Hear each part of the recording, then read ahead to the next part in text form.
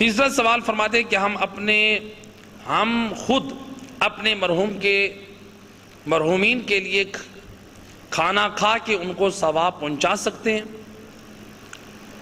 ہم خود کھانا کھا کے مرحومین کو ثواب پہنچا سکتے ہیں۔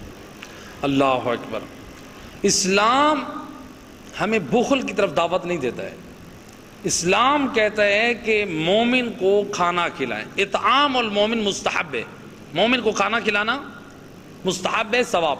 بلکہ روایت امام محمد باقر علیہ السلام، اللہم صلی علی محمد، امام فرماتے ہیں کہ اگر کوئی ہمارے مومن صالح مومن کو کھانا کھلائے اللہ کے نزدیک ایسے جیسے اس نے ہمیں کھانا کھلایا، اگر کوئی نیک اور صالح مومن کی زیارت کرے اللہ کے نزدیک ایسے جیسے اس نے ہماری زیارت کی، تو اہل بیت اطہار کی روایات میں اطعام المومن، مومن کو کھانا کھلانا مستحب ہے۔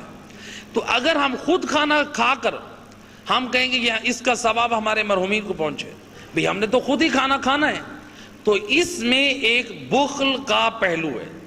اسلام کہتے ہیں دوسرے کو کھانا کھلائیں، دوسرے کو لباس پہنائیں، دوسرے کی حاجت کو پورا کریں۔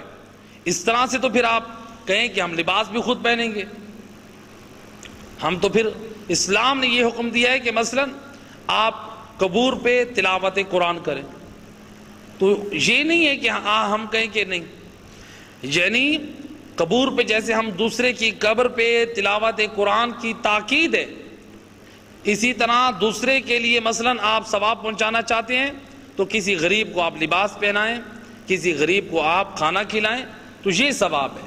تو اگر ہم خود کھانا کھانے لگ جائیں، دوسرے کام کرنے لگ جائیں، تو یہ جو ہے وہ بخل کے باب میں سے، اور اسلام بخل کو پسند نہیں کرتا، تو اسلام جو ہے وہ سخاوت کو پسند کرتا ہے۔ رب العزت